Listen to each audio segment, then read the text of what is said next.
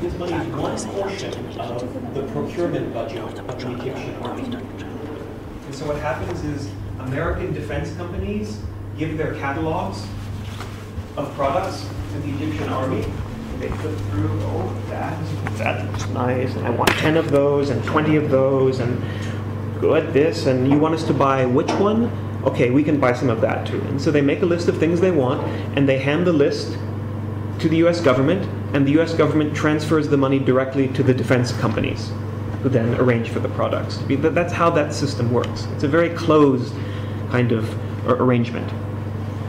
Honestly, I think that if the US announced that it was going to cut off military aid to Egypt, even during this period during which the SCAF, the Supreme Council of Armed Forces, was running the country, you know, they would have made some noises about, you know, this is a disappointment in terms of our relationship, but it wouldn't have been a serious calculation change for them in terms of how they behave.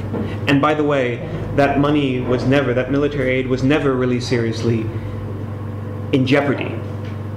Not because the American members of Congress who have their hands controlling it love Egypt so much, but because that money is very important for American jobs at the end of the day. So the money was never in jeopardy, but mainly because of US domestic political concerns, not because of an appreciation of the strategic role that Egypt has played.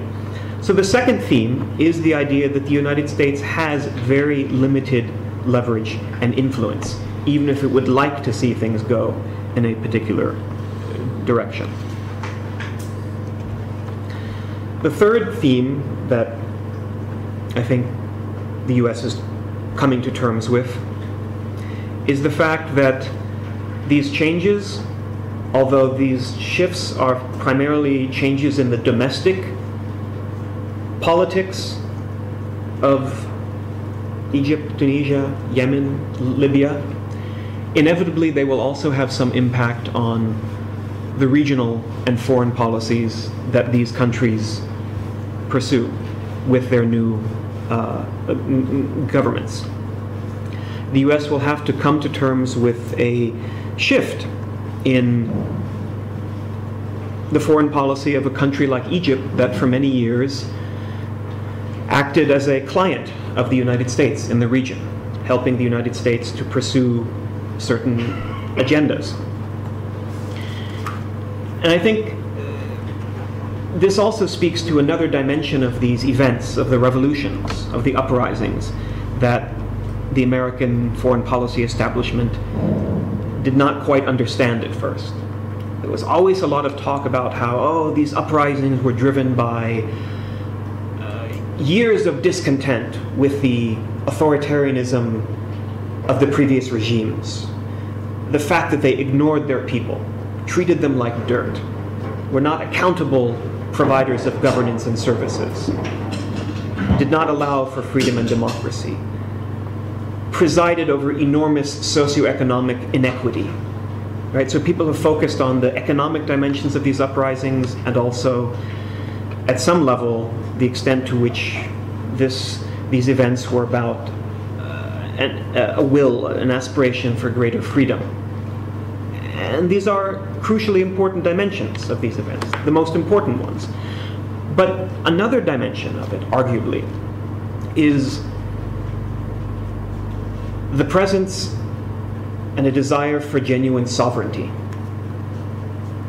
on the part of the peoples of Tunisia and Egypt.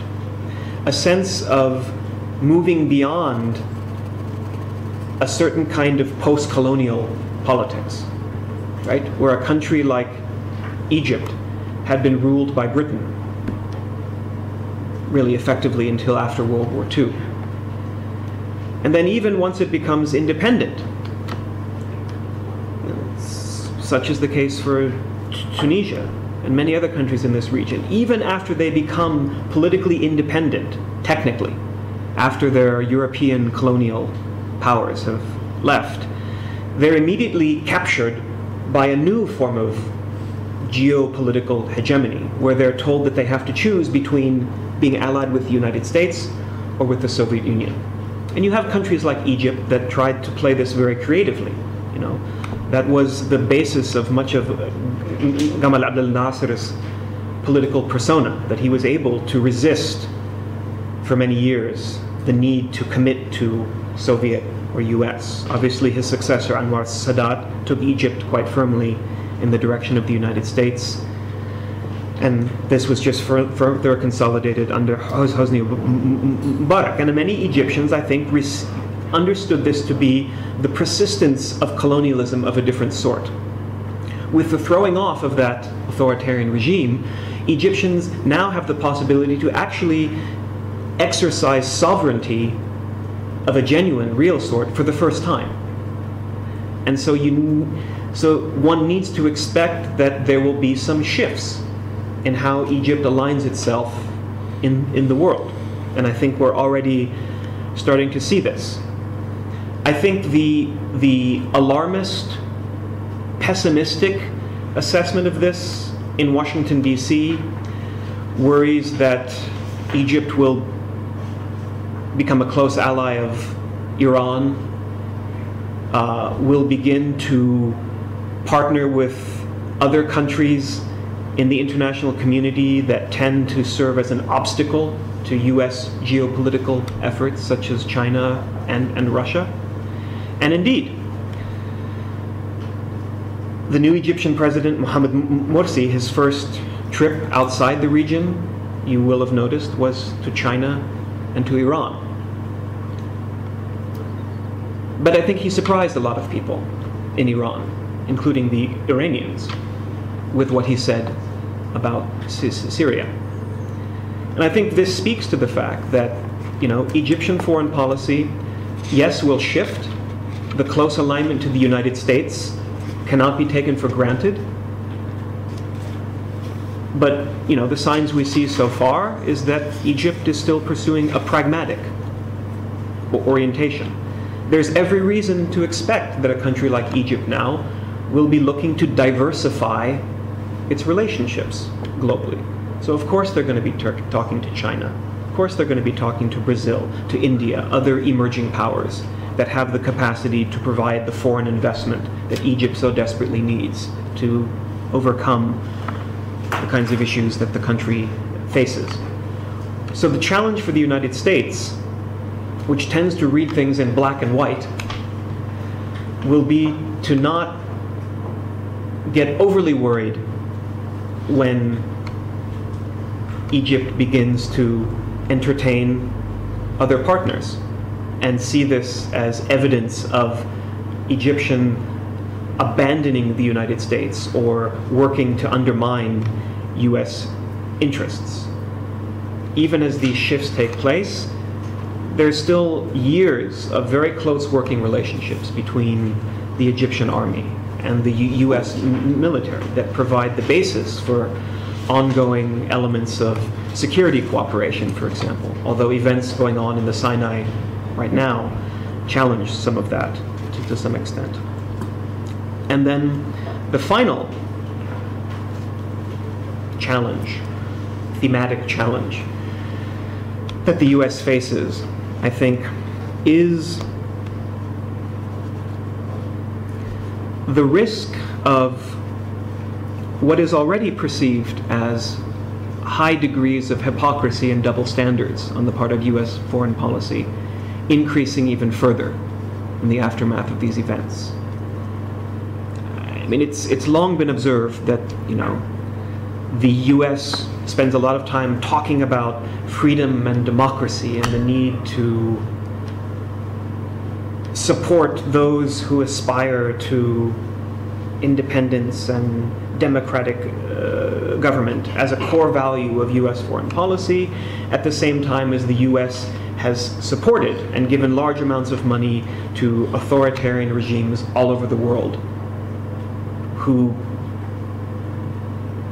perform favors on behalf of the United States tied to its security interests.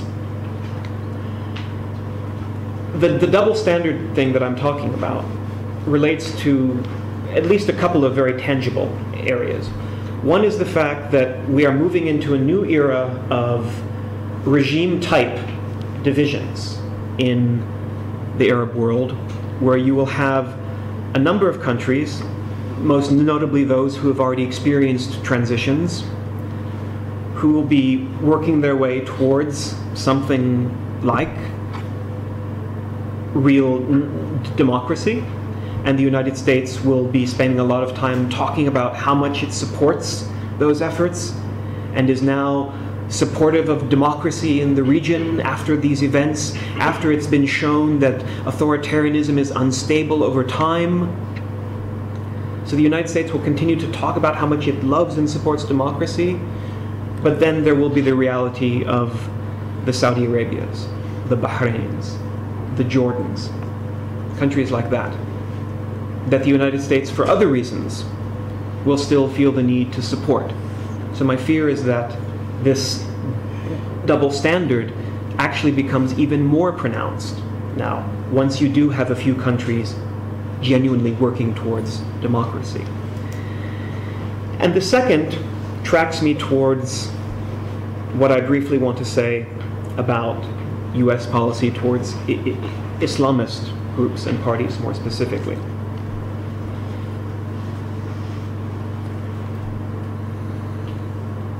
And this is a danger where the US begins to pay very close attention to the policies pursued by parties like Ennahda in Tunisia, or the Muslim Brotherhood and Hizb al-Nur in Egypt. More specifically with regard to issues of the equality of all citizens, the rights of religious minorities and women, tolerance, pluralism, these kinds of issues. And to really, just wait to have an excuse to say something about how the Egyptian government is failing in the realm of human rights.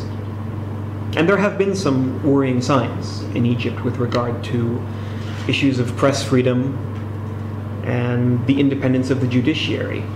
But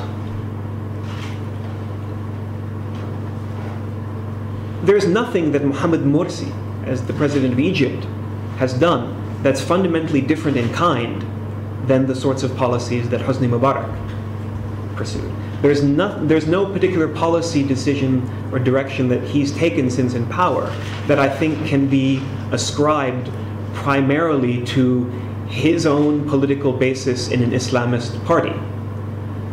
So the US runs the risk of suddenly appearing to care about human rights genuinely when the Islamists in power, when it was quite happy to allow Hosni Mubarak to abuse the human rights of his own citizens as a secular non-Islamist looking out for US strategic interests. So I think around the whole question of Islamist parties in power, you have this challenge.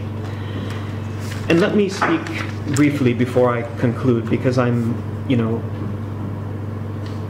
mostly interested to hear your thoughts and questions and perspectives. I do want to say something about how the US thought about this question of the rise of the Muslim Brotherhood and the Salafis after these revolutions. I think it's generally been assumed that the US was or has been allergic to Islamist parties, and that this is a policy that you can trace back, I guess, to the Iranian Revolution of 1979, which is the first time that political Islam really came onto the radar of US foreign policy. But that, to my mind, is not a typical expression of political Islam. That was something rather unique. I'm talking more about political parties that want to participate in mainstream politics, who happen to have an identity or basis in Islam. And I think the mythological basis of US policy in this regard traces back to the Algerian elections of 1992. You may remember, when the Front Islamique du Salut was on the verge of winning a landslide in the Algerian elections, only to have that country's military intervene and cancel the results of the elections. And a senior US State Department official gave a speech a few weeks afterwards, in which he essentially said it was a good thing that the military came in and canceled those elections, because, in his words, if they had not, then it would be a case of one man, one vote, one time. In other words, the Islamists would use democracy in an instrumental way to get into power, but then, once in power, they would dismantle the democratic system to make sure that they could never be removed. And I think, to varying degrees, that policy line has haunted US official conversations on this question. And we've also tended to focus on those events that seem to confirm the continuity of this policy line, such as, for example, the fact that in the mid-1990s, the United States instituted a policy of no contact with the Egyptian Muslim Brotherhood. And that policy of no contact, which lasted until 2005, was sort of taken as evidence that the United States does not want to talk to or sees no value in communicating with these parties. In fact, that period of no contact with the Muslim Brotherhood in Egypt was actually atypical. It was the exception rather than the rule, because the US Embassy in Cairo had had regular contact with the Muslim Brotherhood through the 70s and 80s, even early part of the 90s. The policy was changed not because the US government decided that it didn't want to talk to Islamists, but because the Egyptian president directly asked the US president to stop talking to the Muslim Brotherhood because of his own, because of Hosni Mubarak's own domestic political agenda. So it really tells you more about the nature of the US-Egyptian special relationship than it does about how Islamism fits in US foreign policy. People point to the electoral victory of Hamas in 2006 in the Palestinian legislative elections as a further example of the United States policy establishment freaking out, going crazy when Hamas won, and understanding this as a reaction to Islamists winning. Really, I think you explain that reaction better by two things. One is just the standard conventional US orientation towards Israel, which saw Hamas's victory as bad for Israel. It's not really saying something about Islamism per se, it's just saying something about a perceived threat to Israel. And second, the fact that the US up to that point had been providing huge amounts of financial assistance to the Palestinian Authority.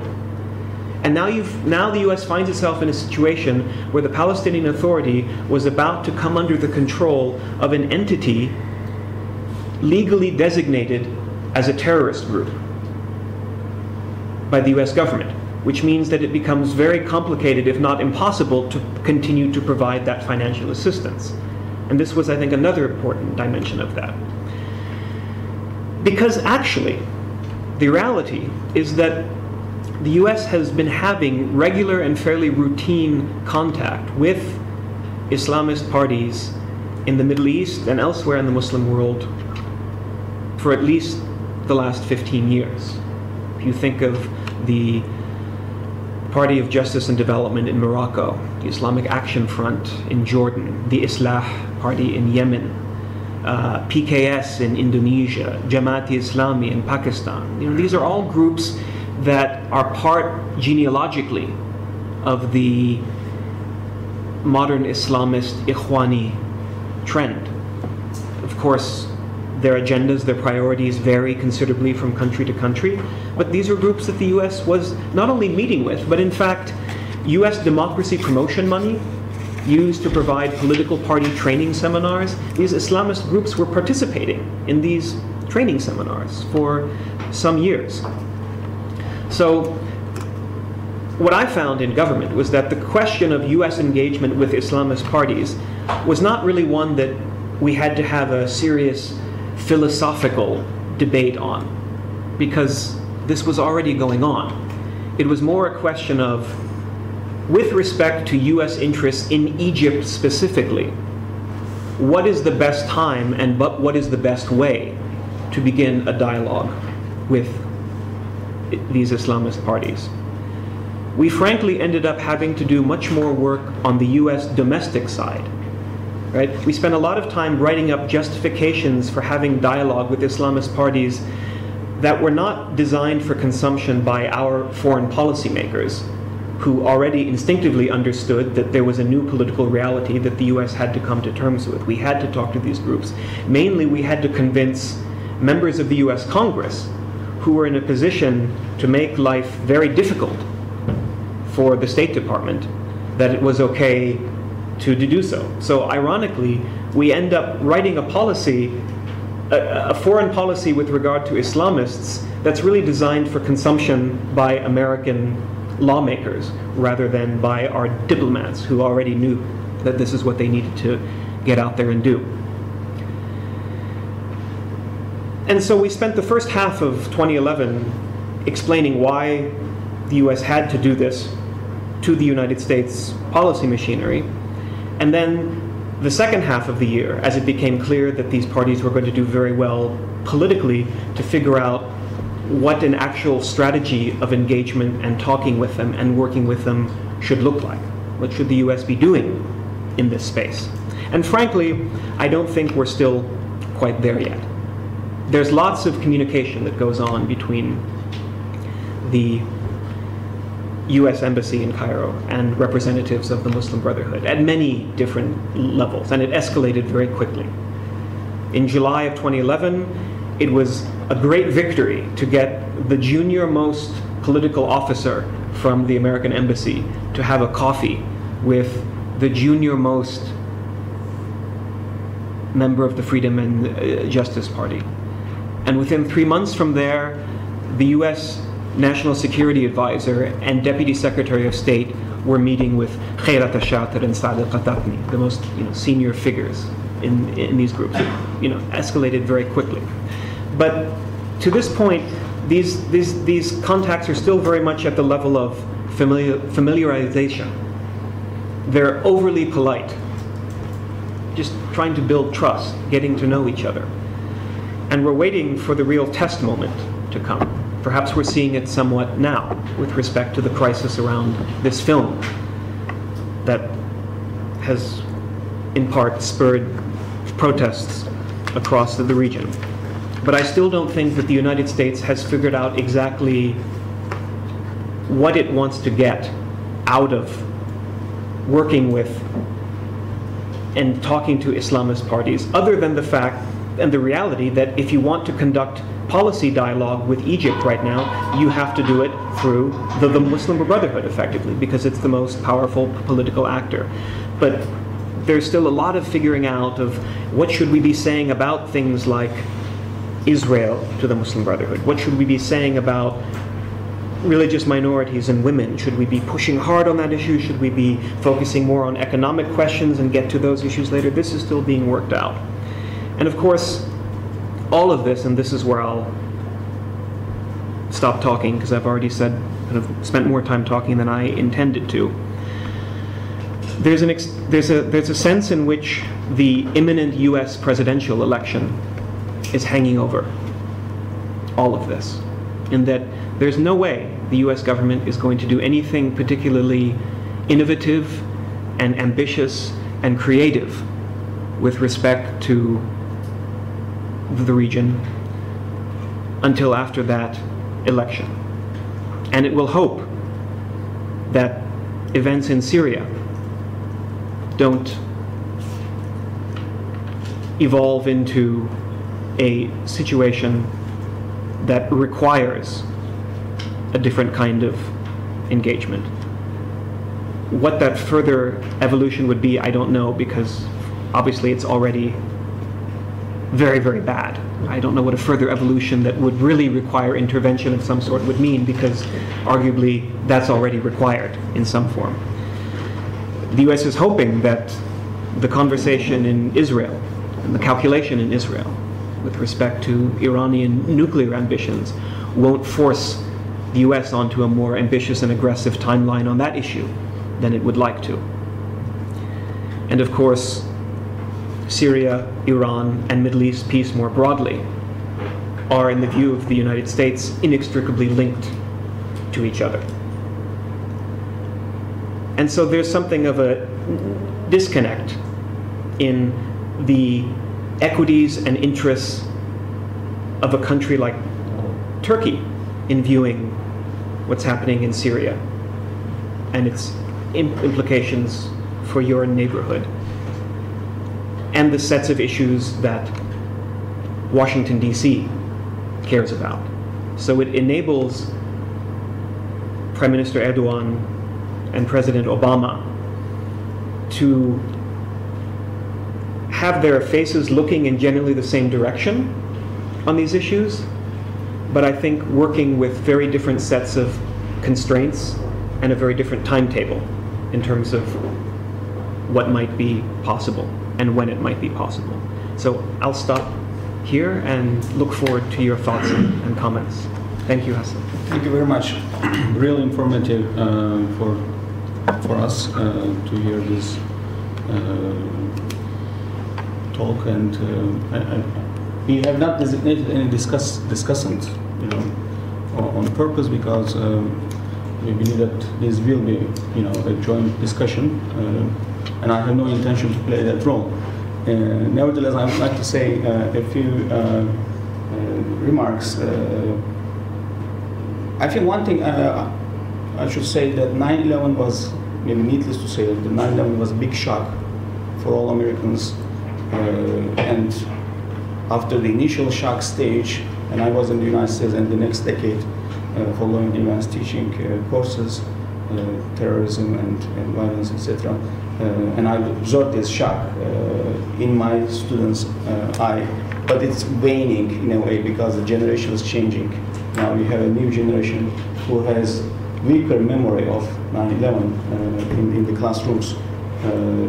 But the initial shock, I think, is over, and American policymakers, it seems to me that they have driven two conclusions out of 9/11.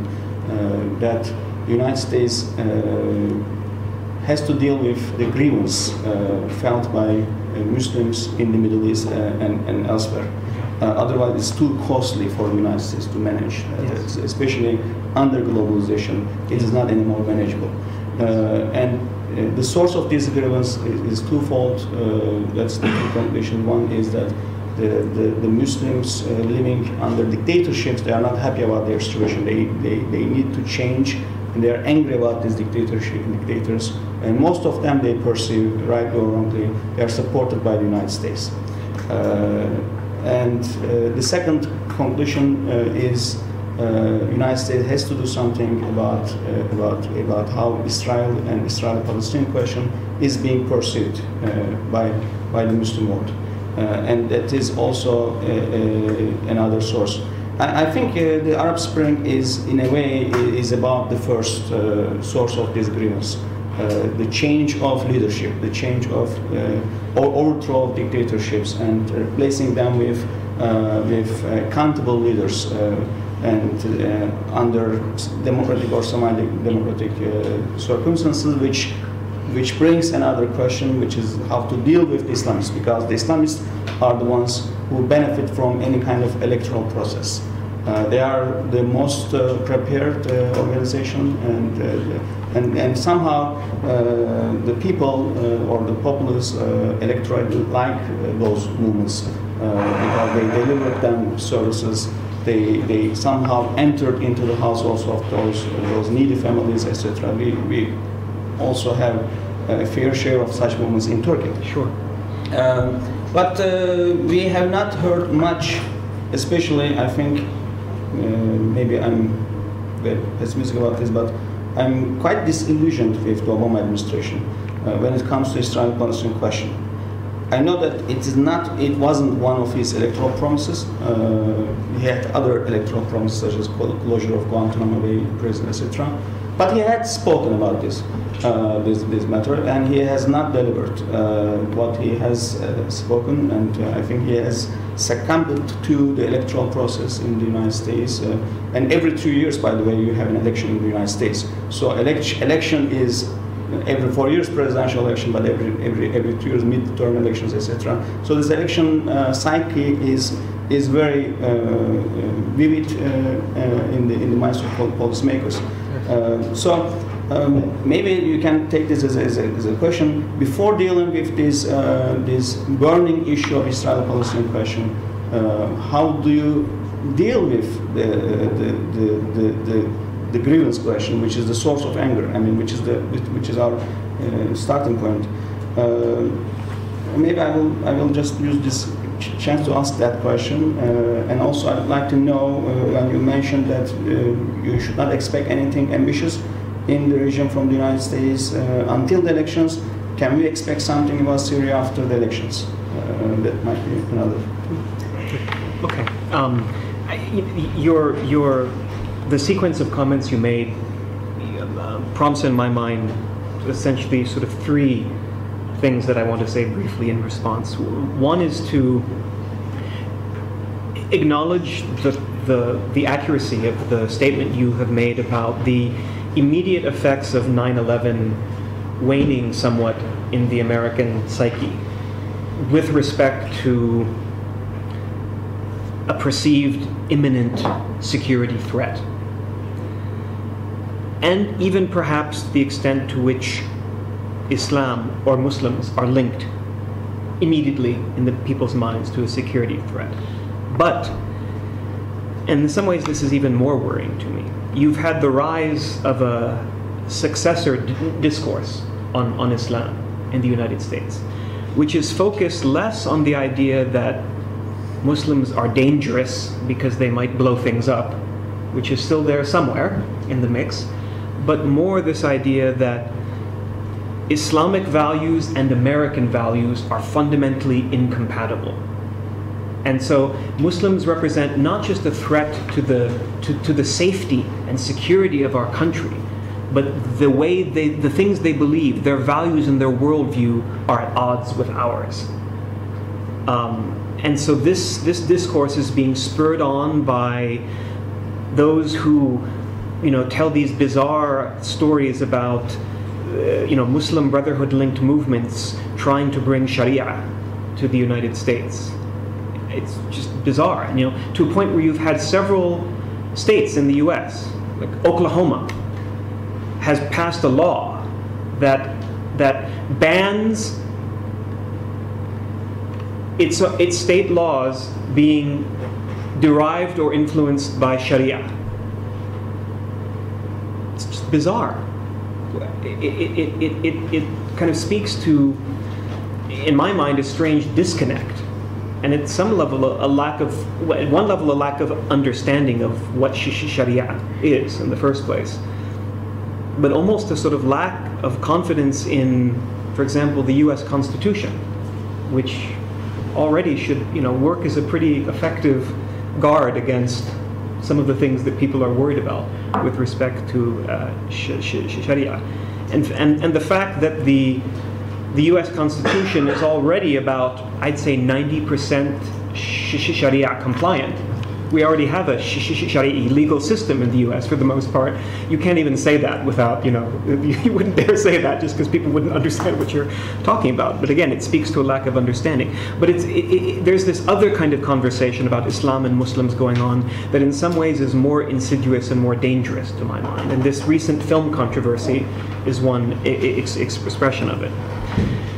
And this links to this, I think, the efforts that the Obama administration, and I'll admit that I share some of your disappointment with them, less with respect to Israel-Palestine, not because I don't think they should be more engaged, but because I never had any real expectation that they would be able to do something different and creative there. I just don't think it was ever a possibility. More, I've been really disheartened and disillusioned by the way the Obama administration has undertaken what it calls, engaging Muslim communities worldwide. And this country was actually the place where Obama signaled the fundamental shift. People talk about the Cairo speech, which is important. We can talk about that in a moment. But speaking to your parliament in Ankara in April 2009, this is when Obama says, the conversation in the US about Muslims and Islam will cease to be about terrorism and now will be about opportunities for partnership. And then the administration went on to create all of these rather strange programs and initiatives focused on entrepreneurship and science exchanges as a basis for improving US-Muslim world relations.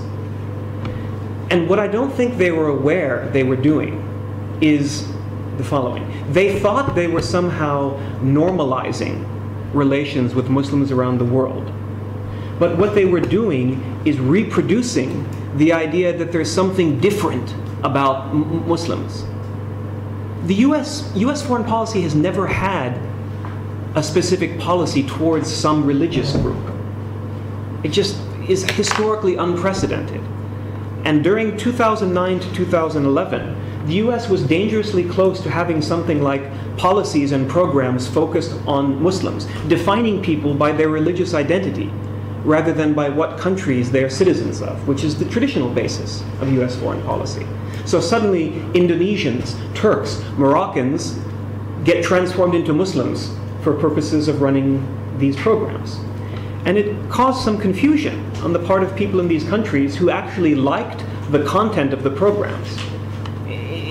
This won't surprise you, but participants from these programs from this country and from Indonesia kind of, pulled the US government people aside and said, look, we like the programs, we want to focus on entrepreneurship in our country, that's great, but do you have to label us Muslims before we do this work together?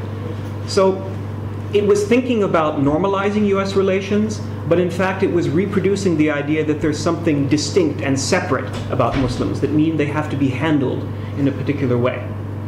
And the Cairo speech, the idea that President Obama goes to Al-Azhar in Cairo and speaks to the Muslims of the world, was this speech that created these enormous expectations with respect to key foreign policy issues such as Israel-Palestine.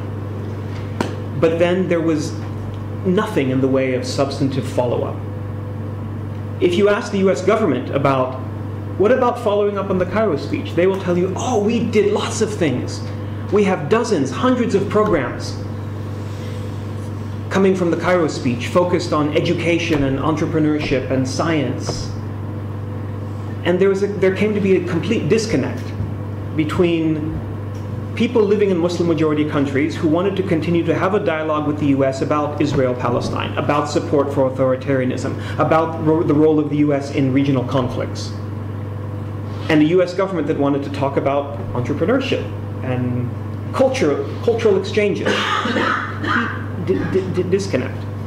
And this is not surprising then when you see that the levels of support and favorability towards the Obama administration look not too dissimilar from the level of support from the Bush administration in the years following the Cairo speech. With specific reference to the Israel-Palestine question that you raised. Yes, I don't think we'll see anything creative or ambitious in the month and a half that we have before our election. I frankly don't think that we're going to see something ambitious and creative anytime soon after the election either. And there are a number of reasons for this. I think there's an assumption that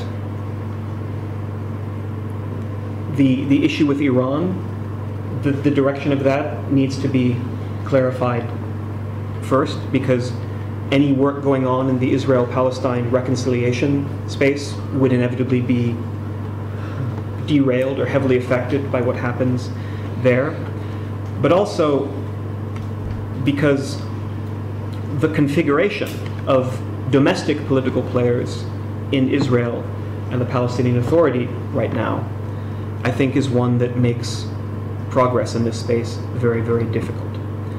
I don't dismiss the possibility that towards the latter part of a second Obama administration, if certain trends at work, both within the Israeli domestic political scene, go in a certain direction,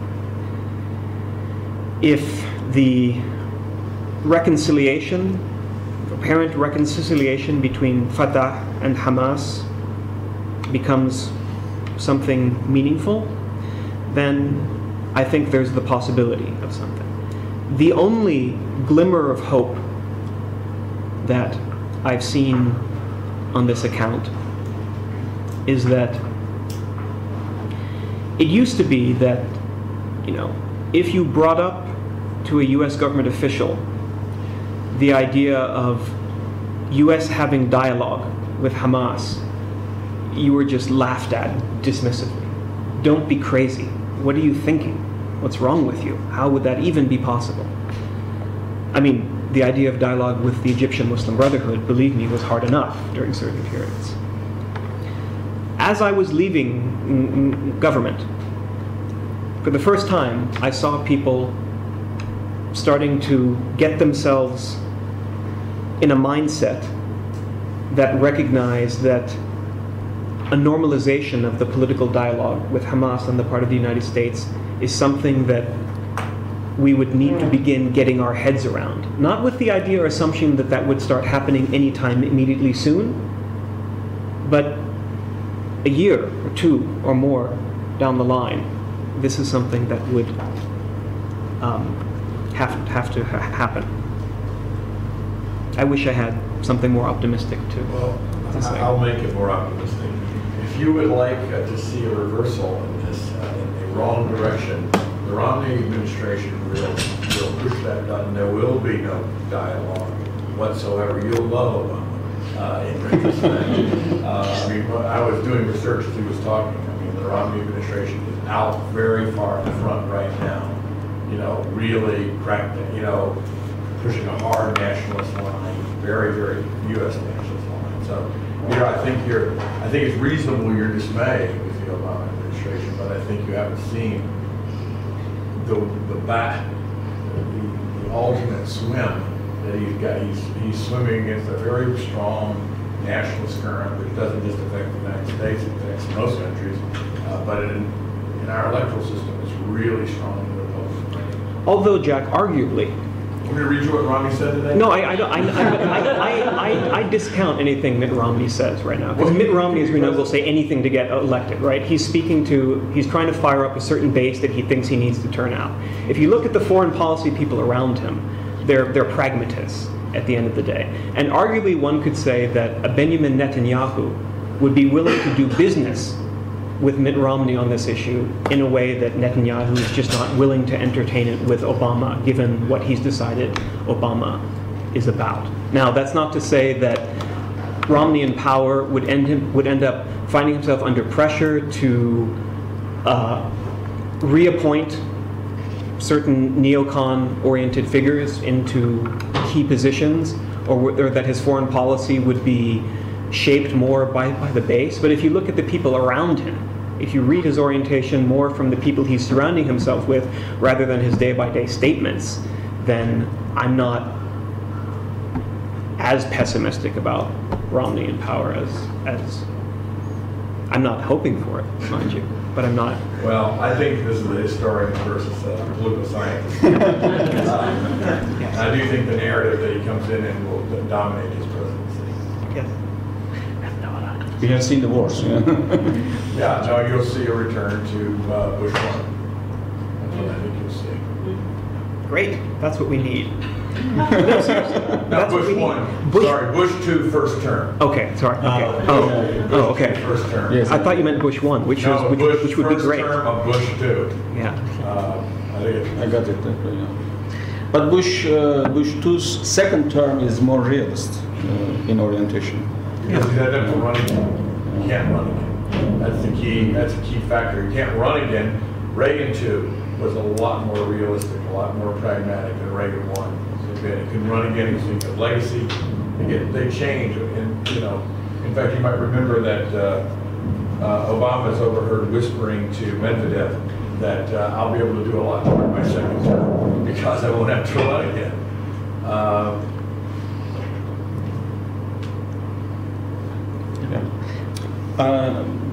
Other questions? Thank you for your informative talk. I have one single question. Comparison. If you were to compare, several other revolutions, Iranian, Russian, and Egyptian, what would be your assessment? Because I have an Iranian prime minister that, it's not something extraordinary. We had that in 1979. Would you take that argument or not? That Would you take that argument? which argument? That Iranian revolution and Egyptian revolution, they are more or less same. no, I don't think that these revolutions are the same for a number of reasons. I think that some of the sources that drove people out onto the streets were the same in terms of widespread discontent with the status quo political order that had been in place for years and years, where what the family of the Shah in Iran had done in terms of nepotism, creating huge structures of inequality in society, are analogous to what the Mubarak regime had created in Egypt. But in terms of the dynamics around the key figures leading the revolution, I think there's a fundamental difference. People, I think, see similarity because there's so much Islam in politics now in Egypt, but the revolution itself, the Muslim Brotherhood was not present in the streets for the first few days. When people first started coming out into the streets, the leadership of the Muslim Brotherhood told their people, don't go out, because this is only going to last a few days, and if you're out on the streets and the regime cracks down, they will use this as an excuse to put all of us in jail. So stay home. And it was only after it was clear that the army was not going to shoot the people that the Muslim Brotherhood allowed their people to go out. Some of them, by the way, disobeyed the order on day one and went out anyway. And many of these people ended up leaving the Brotherhood and starting different political parties.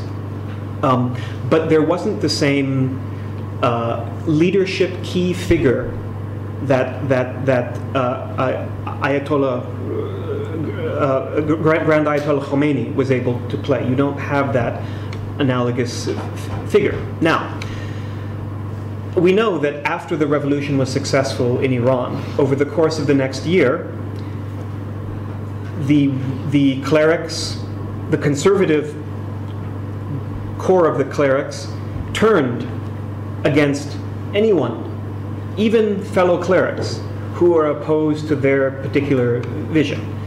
And I think you have people who have some concern that something like this might happen in Egypt. And this is where they draw the connections. I simply don't think it's possible for the following reason. For a number of reasons, but the most important to them is the following. The Iranian military sided with and subjugated its control to the revolutionary forces, to Khomeini, almost immediately. This did not happen in Egypt.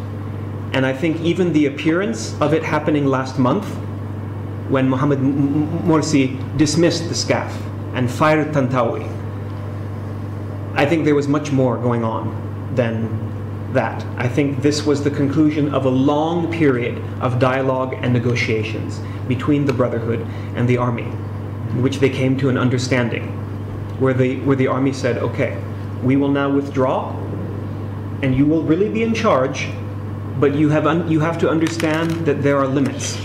There are red lines. And if you cross them, we will come back. And so that's why I think the situations are fundamentally different. And for one other reason as well. I'm not entirely sure that what has happened in Egypt is actually a revolution. in the sense of a fundamental change in the ideological system in the country. It was that in the Soviet Union, from Russia to the Soviet Union. It was certainly that from the Pahlavi aristocracy to the Iranian Republic.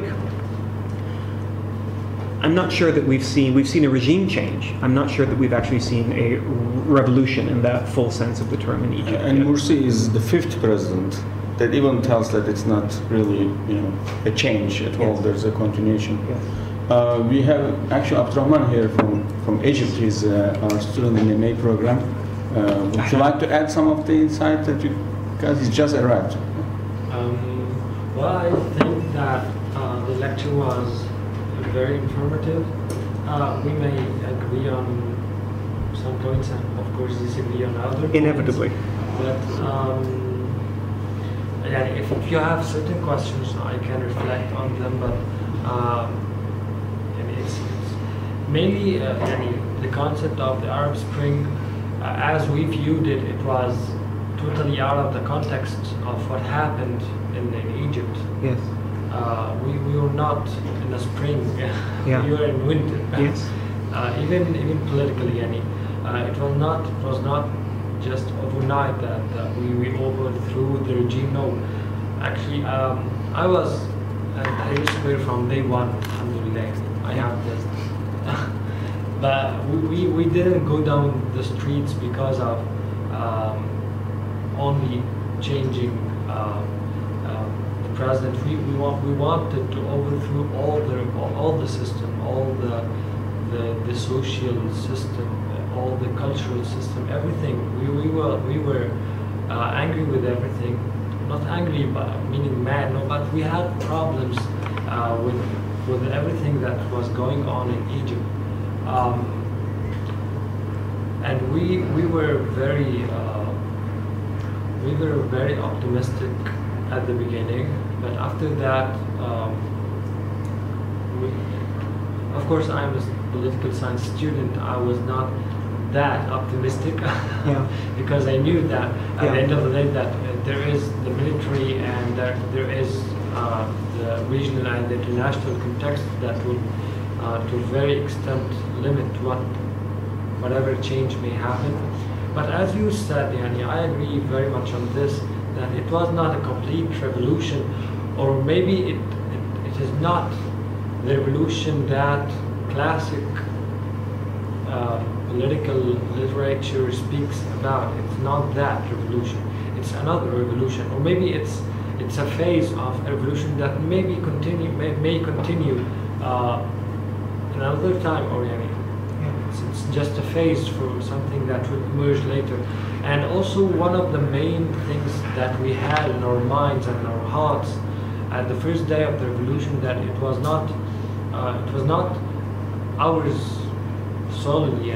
We are a continuity of a quite long struggle that was present in Egypt from many years back.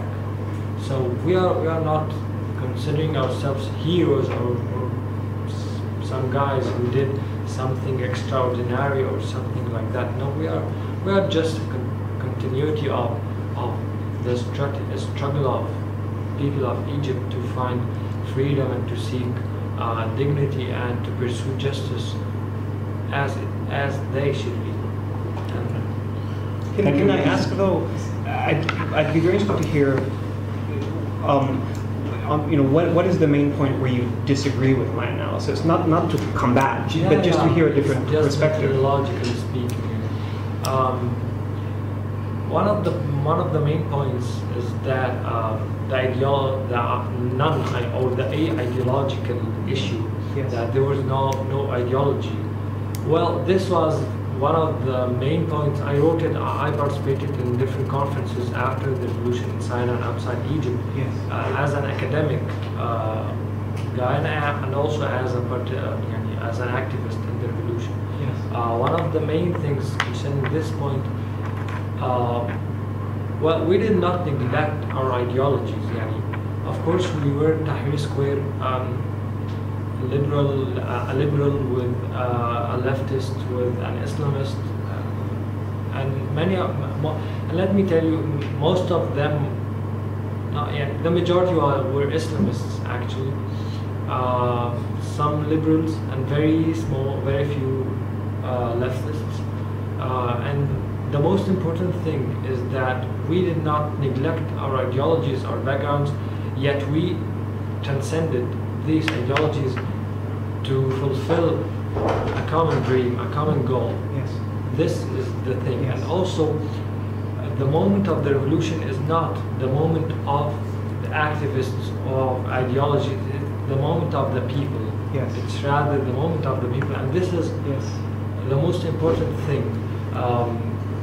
No one imagined that it was at the beginning. It was just an ordinary march. The past year, in 2010, there was a call for a very similar march on the same day, and also the day before. But in 2012 and 11, we can, as political scientists and sociologists and historians, also we can talk about the context and dynamics and actors, everything. But at that very moment, the stage was ready for that revolution. Mm-hmm. So whenever the march on 25th of Jan was just like a match dropped on a big, very big pool of oil. So it's acceptable. No, and I don't disagree with you. I'm not trying to say that there were not people involved who... I'm not saying that people dropped their ideological commitments. They maintained them. I just mean that when you compare with, say, the revolution in Iran, you also had people from many different points in the political spectrum, leftists, nationalists, Islamists, but they all converged around the symbolic, at least the rhetorical use of Islam, even the communists, in order to be a symbol of something other than the previous regime. Yeah, this is very important because first of all, the Egyptian society is very you cannot say very Islamic in a manner that sensitive. Yeah, it's very religiously sensitive, and also because really the backbone of the revolution was the Muslim Brotherhood, and we saw them at the first day. Yeah, they had a different formal stance. Yes, but this was very clever, and we as activists, we thanked them for that, because if Muslim Brotherhood declared that they will get involved at the first day, you could never do anything, because the regime know that if Muslim Brotherhood will go down the streets, we have to ban them at any cost. Yes. So that gave us the chance to move freely and with no expectations from the regime, and also they sent all their youth here, and not mainly youth, but majority of them were youth. But also we saw old women and old women and youth, boys and girls were with us. So it was really a moment of it was a life moment. It's a moment that cannot occur many times in life. It happened only once, and we actually, personally, I participated later on. We wrote a paper, document. It's called the Spirit of Tahrir Spirit, and we coined all the values. We were from different backgrounds also. We came together and we decided to reflect and write a paper to be a document for the coming generations, to say that these were the values that we agreed upon, and that upon which we stood and said, down with Mubarak. We being the coalition, were you part of the... Which coalition? You said we produced the document. Who is the we? We all the Egyptians whom participated in the revolution, even if they were at home, because. But some person or group wrote it. Yeah, it was different activists from different backgrounds. Maybe you know. Do you know Dr. Sam Sulaiman? Sure, of course. Do you know him? Yeah. Yeah, he teaches at the American University in Cairo. He was one of our colleagues. Okay.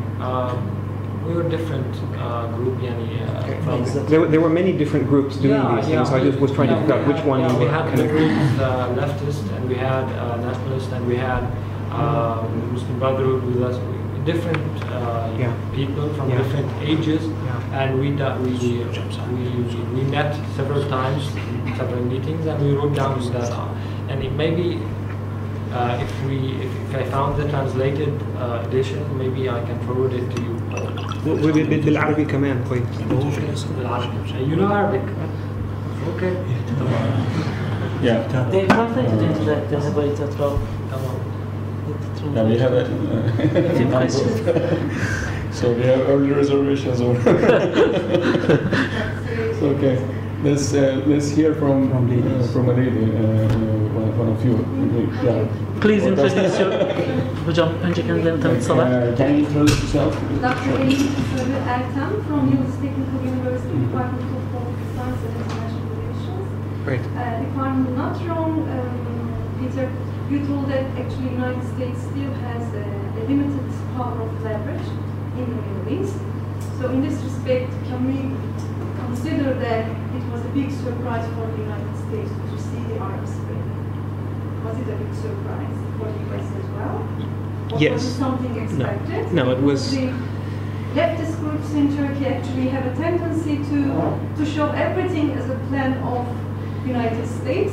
This is something very funny, but we have to deal with them all the time. No, so I just want to hear your opinion about you that. can't imagine how much laughing there is in the US government when people read these conspiracy theories, because if you spend any time in the US government, you know that there's no possible way we could ever arrange to make this happen. But it all started after you went to the State Department. Yes, that's but that's I mean that still has not completely taken away the temptation on the part of the U.S. government to try and say, oh, we saw this coming to some extent. So Hillary Clinton in early December of 2010 gave a speech in Doha, I think, where she said something about how governments in the region need to realize that there is so much tension underneath the surface, and if they don't deal with the socioeconomic problems in their countries, these regimes will fall into the sand. This was her thing. And so there was some effort later on to say, oh, Hillary Clinton, she knew it was coming. See that speech? She's predicting it. But realistically, the government was caught completely off guard. We keep teaching our students that the end of Cold War was a great surprise for the West. Yes. And the occupation of Iraq by Saddam Yes. was a great surprise Yes. as well. And now we will add that the Arabs... And I can give you one further example, because this is something that's been reported now publicly. But the U.S. National Security Council, in the fall of 2010, so a few months before this happened, decided to do a secret study of what it would mean for the United States to make a genuine, real commitment to political reform in the Arab world, with the assumption that this is maybe 5 to 10 years away, that we could even begin to try and have a serious conversation about this. It just was not on the radar of government people, and even if you look at American political scientists working on the Middle East, and you look at the natural conclusions of their research, you would assume that things were going to stay the same way for a long period of time. Our colleague Bassam Haddad, who's an expert on Syria and who is with us in Istanbul until lunchtime today, he is someone who fairly enough can, I think, say that he was plugged in to activist networks in the region enough to know that something was feeling a little bit different by the summer of 2010. But no one was openly predicting that this actually happened. So yes, the US was very much caught off guard and improvising day by day, hour by hour. May I just continue, because that's like... Okay, sure. Yeah. Introduce myself. Please. My name is from I'm working at the Marmara University as a lecturer. I hope my name sounds familiar. It does. I was. Well, I was a student. That's right. I was like, not just that, but I kept thinking, I know her. I know her. Okay. It's great. Great to see you again. I was also, I actually going to ask about this leverage issue, and I also think that the United States is called, I mean, it didn't expect to these things to happen, but it doesn't have the leverage it had in the past, as you said, and I don't expect it to have that leverage for, I don't know, for the near future at least. But yes. You have mentioned some other candidates like Russia, China, maybe Turkey as a regional power and so on. Do you think who will be other candidates that will be seeking to have that leverage or rivaling the United States to have that? And is the United States ready for that kind of competition? Okay, so two pieces of that question. Okay. Within the region itself, Turkey, obviously, is one key country in that regard, and our friends in Doha, Qatar in particular. I mean, people talk a lot about the Gulf and Gulf money and Gulf influence, and they tend to think about Saudi Arabia, you know, maybe the UAE, but really the most ambitious and sophisticated Gulf foreign policy right now is being run out of Doha. And sometimes, just like the Turkish approach, there's very close alignment with the US, and it works very nicely, and at other times each of these countries is pursuing a specific set of local interests that they have that don't necessarily converge with the US. So there's a little bit of tension.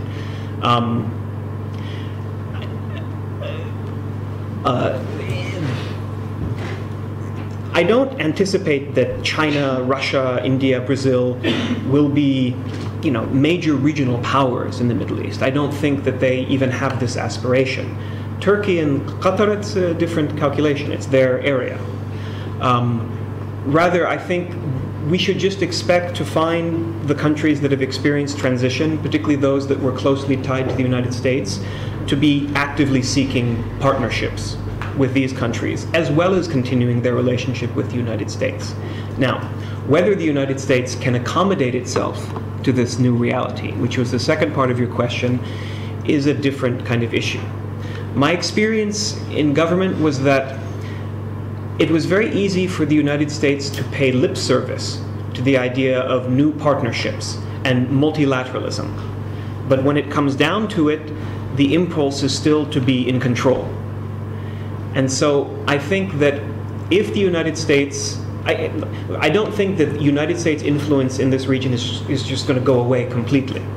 But I think that if the US wants to get back to the level of influence it had, or find new ways of having influence, it's going to have to become more comfortable working in partnership with some of these other countries.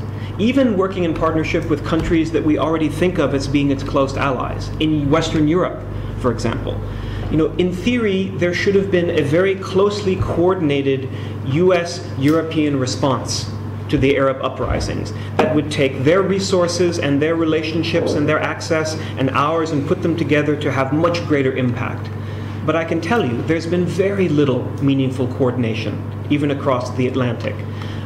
So I'd really like to see the US start by just getting its partnerships with Europe with respect to the southern Mediterranean working properly, and then we can talk about how it might be possible for countries like Brazil and South Korea and India, who, by the way, are countries that now have a foreign development assistance budget. These countries have in their foreign ministries foreign aid departments. They're giving money. You know, so the US needs to figure out how to recognize this reality and work cooperatively with these countries. Indonesia has so much from its own experience of transition in 1998 that is relevant for Egypt, particularly in the realm of civil-military relations. And the US needs to figure out how to work cooperatively with a country like Indonesia to make a better future for Egypt. Mehmet. I am Mehmet Ali Büyükkara from the School of Islamic Studies, Şehir University. You have talked about the US policy on Islamists after the new after the Arab Revolution in the new situation. Yes. Although, as you say, it is not settled yet. It Yeah. has not been settled yet. Can this new assessment about Islamists force U.S. Administration to change its conventional policy to Israel? Can you expect new assessment? The short answer is no. Take the long one. Well, let me make sure I understand your question properly. You're asking whether the changing assessment of Islamists on the part of the U.S. could be accompanied by a shift in U.S. policy towards Israel? Is that? Yes. No, I see. I don't think that U.S. policy towards Israel is that much of a function of the assessment made of Islamists. I'll be honest. The Israeli government itself has told the U.S. that it recognizes that there's a new political reality. Israel doesn't like it very much, but it recognizes that there's a new leadership in Egypt that the U.S. has to continue to work with. Frankly, the level of security cooperation between the Egyptian military and the Israeli military has continued to be very strong. And Israeli government officials have told me that they themselves are not immediately worried that Egypt will pull out of the Camp David agreement, out of the peace treaty. Their main concern is their litmus test. This is literally their words to me. Our litmus test is the Sinai Peninsula and what happens with security arrangements. When things heat up on the border with Gaza, when we have strange events happening in that region, will the Egyptian government be aggressive in dealing with it, or will they let it grow? That's their main concern, rather than Egypt pulling out of the peace treaty. I don't think that a fundamental shift in U.S. policy towards Israel is possible within my generation. I think there's a generation of up-and-coming young American foreign policy elites who are 20 years younger than me and just starting their careers, who think rather differently about Israel. Many of them being young American Jews themselves. There's been this strange shift where many American Jews have become less hardened in their support for Israel, whereas many in Israeli society have become less inclined to the certainty of peace with Palestinians, although there's still a majority support for a negotiated peace. But that's just a short way of saying that I don't think that a shift in the U.S. policy is impossible. It's just not happening anytime soon. Please. I have two questions, if I may. Please. Okay, the first is a follow-up on the... Introduce yourself first. I'm Katılımcılar from the newspaper. The first is, would you differentiate between the civil wars of the Arab Spring, and by that I mean Syria and Libya? Yes. From cases of Tunisia and Egypt, in which case the U.S. and the government of Turkey were explicitly caught off guard. Yes. And the second question is, how would the potential engagement between Israel and Iran prompt these new regimes of the Arab Spring to react to such a situation? I mean, your second question is the question that our senior officials for the region are obsessing about right now. But let me deal with the first one first. The brief summary answer is that Tunisia and Libya were very easy for the United States. Egypt and Syria, much more difficult. Tunisia was Egypt because Tunisia was easy because, frankly, the U.S. didn't have much at stake. The U.S. had very little in the way of a meaningful relationship with the Tunisian government. We didn't rely on them to do anything on behalf of the United States in the region. There was just the same general level of, this is a stable government, they keep things in order, so we'll just support them. When Ben Ali fell, the United States was actually quite excited about Tunisia because it provided the US, I think in the eyes of many in the State Department, with something like a tabula rasa, a blank slate that you could begin to build a completely new relationship on, because there were no messy factors, nothing at stake. Libya was easy for another version of the same reason. It was, in the eyes of the United States, completely disconnected from any other regional issues that the US was having to worry about. What was, you know, kind of problematic about it is that it turned into one of these situations not too unanalogous to Iraq in 1991, where in 1 year Saddam Hussein is a very close friend of the United States, and then a few months later he's the enemy who must be gotten rid of. Before the Libya uprising, the US State Department, the US government was in the process of rehabilitating its relationship with Libya under Muammar Gaddafi. So if you look at the State Department's magazine, the month before the US is working to organize a military intervention, the cover of the US State Department magazine is Libya's bright future. All about how there's wonderful natural gas and we're developing a great partnership, and oh, Gaddafi, you know, we're fixing that relationship, everything's fine. And then, of course, the next day, next week, he's someone who has to be gotten rid of. But it was relatively easy because it was disconnected from other equities and issues that the US was worrying about. Syria, of course, is a completely different equation. Because of the fact that,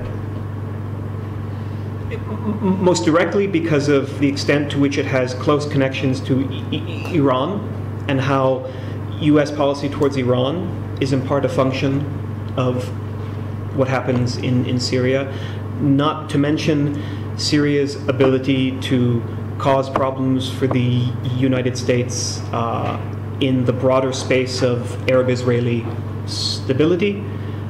Not to mention concerns, although I put personally less credence in these, that the Syrian regime is likely to activate a network of global terrorists if there's some military intervention, although it's something that's in the mind of American policymakers.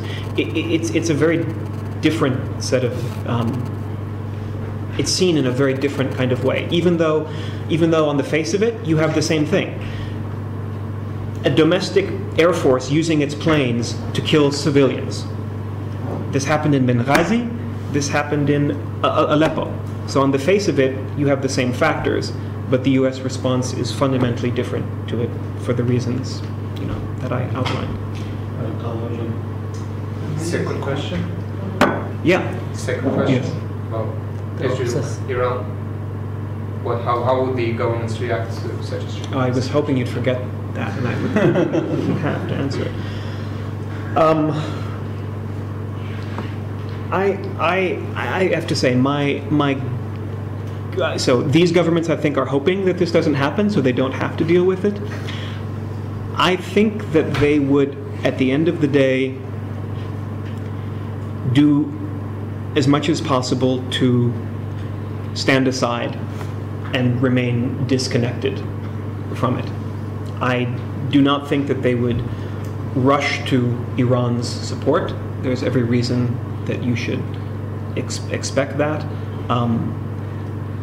I don't think that them becoming militarily involved in it is a reality.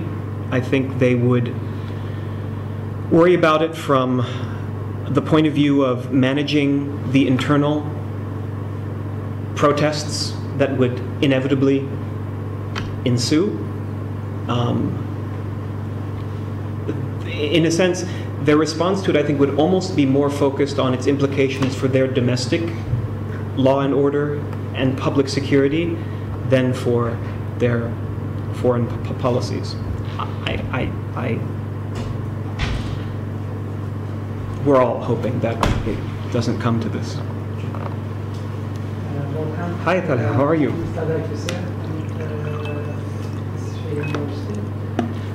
So I happened to spend 7.5 years of my life in Washington DC during the Bush administration, and I remember it was quite difficult to be as a Muslim who has a critical position in that situation. And even the conflict resolution people were working on the terrorism and trying to be experts in some kind of new context. Yes. And we have recognized the slight change in the second term of Bush administration. So probably after 2008, it was quite late. And I rather see the Obama administration, and there were really big expectations from Obama in terms of foreign policy, in terms of domestic politics, but Obama administration mostly focused on the domestic policies, and really the Obama foreign policy was mostly continuation of second part of Bush administration. And in certain issues, it was really a big disappointment, especially in the Afghan case, in Iran nuclear negotiations, and definitely the Palestinian-Israeli issue.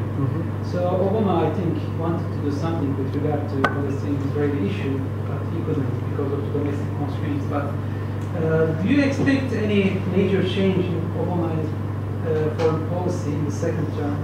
So he have already accomplished certain things in the domestic politics, and he got the Nobel Peace Prize without doing anything. So will he try to do something to deserve that in the next second term? Yes. So Hassan asked me a version of this question right after I finished speaking, but more particularly with respect to the Israel-Palestine. But you're giving me a great opportunity to kind of talk about what a broader foreign policy under Obama might look like. Especially with regard to doing something related to peace, because his policy is mostly realistic policy of second term of the Bush. So is he gonna try a different paradigm in foreign policy? Yeah. So I think that the one area in which they may try and do something different and something ambitious is with respect to trying to uninvent and eradicate the concept of AFPAC. And from a bureaucratic point of view, this is already happening.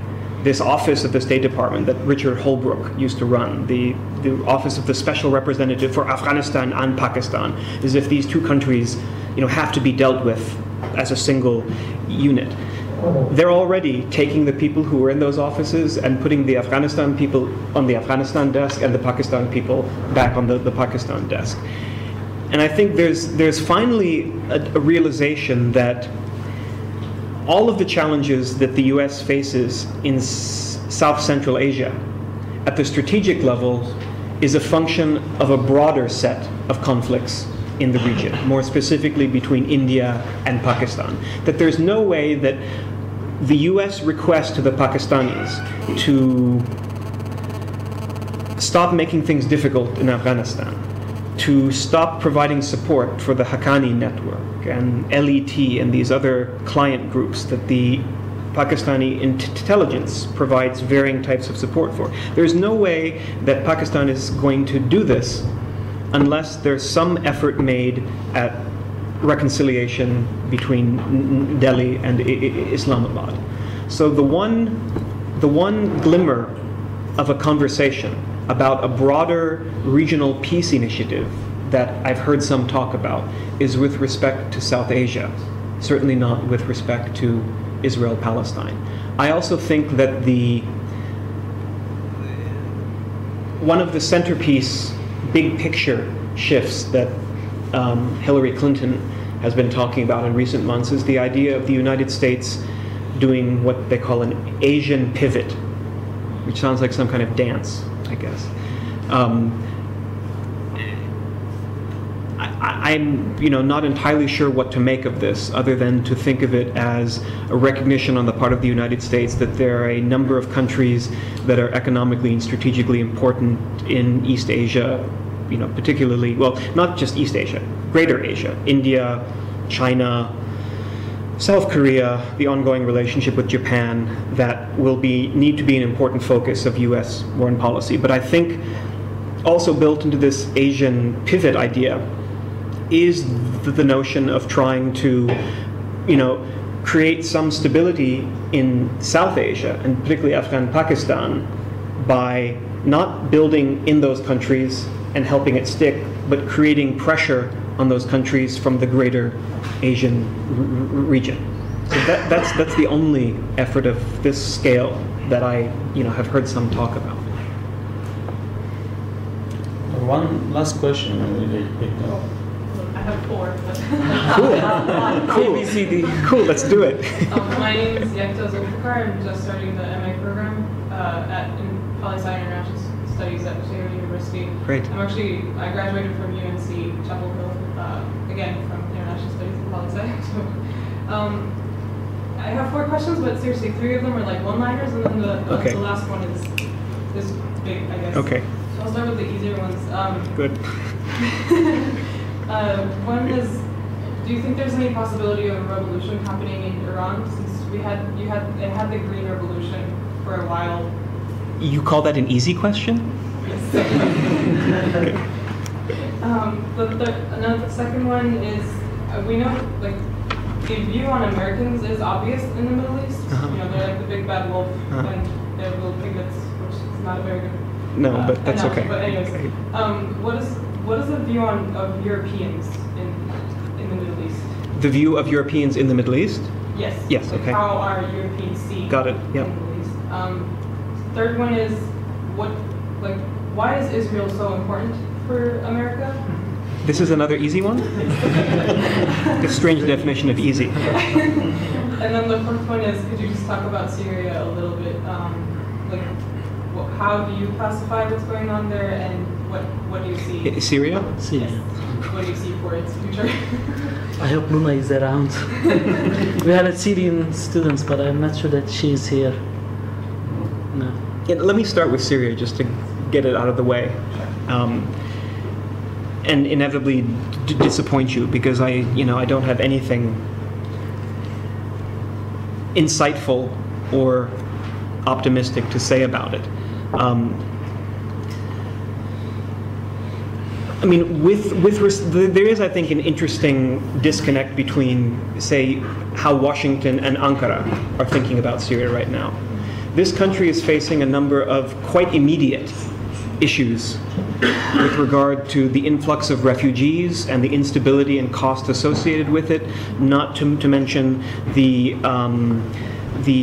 additional energy and fuel that this is adding to the Kurdish issue. And so I think that Washington and Ankara started together on the same track with the same vision, but as that has moved along, the pacing has changed. So Turkey has become, in a sense, much more ambitious about reaching for, asking for, trying to move towards some kind of more ambitious and aggressive reaction. And initially the pacing was the same. But as the conversation about Iran in Washington became more complicated, as we moved towards the election, the US has kind of hit the brakes a little bit, and so now I think there's more of a disconnect, where Ankara feels the pressure for something more immediate to happen, and the United States at this point is more willing to say, well, this is complicated, it's connected to this, and I think those two countries, while they have a similar set of ideas about what they would like to see happen ultimately, the nature of the pressures on them and the immediate local issues versus broader regional and global implications as seen by the US are quite different right now. I personally, I'd like to say that I have a firm view on what I think should be done on the debate about intervention versus non-intervention. It probably speaks to indecisiveness on my part, but I'd rather like to think that it just speaks to the complexity of the issue, that over the last year I've gone back and forth between both camps. I'm currently in a non-intervention mode, frame of thought, just because I can't realistically see how you can do that in a way that does not become a prelude for war. I don't think that those who think you can have some limited humanitarian zone with a no-fly or no-drive protection layer, if you just think logistically, what's involved in military terms in setting that up, I think if you start down that path, you make a wider conflict almost inevitable. I'm open to the idea that maybe it can be done in a way that creates that zone. I'm just not. Like in Iraq, they following 9 months provide comfort to the region, maybe something like that. No, but then you could also have what happened in Bosnia when they murdered everybody in Srebrenica, so I don't think zone would work very well. Thank you. Who's providing the resources for that? Who's providing the actual air power for that, right? In the case of the Iraq Provide Comfort operation, you had the U.S. with forward operating bases in Saudi Arabia, with hundreds of planes based in Saudi Arabia flying regular sorties into Iraq in the aftermath of a conflict where the army of Iraq had already been largely decimated. So it was a different kind of starting point and a very different set of dynamics. So I can see why the end point of what Provide Comfort looks like is enticing and appealing, but we're starting from a very different place with respect to Syria, and so I just don't think it's a realistic comparison. That's definitely a debate that Turkey needs to have. Our president has sent a message that he wants me to stop talking and leave. Oh, okay. After we finish that, I said that after. Meet with you one more time in the other building. Okay. So I don't know your plans for the evening. No, I mean, Nu Yilmaz is meant to meet me here at around 4:30. Yeah, Nu he's here. Nu is here. Yeah. Okay. Yeah. Actually, that we had at the lunch together, and then there is an ongoing program is going on. It's about the Turkish Arab Congress is continuing in our other building. It's right, Nu is here. That's why he's here. Okay. Because he told me, no, I'll definitely be there, and I didn't understand what he meant. Now I understand. He's one of the speakers of this Congress, the Youth Congress. I mean, youth meetings. It's not a Congress. Youth. No, it's like an assembly. Yeah, assembly, something like that.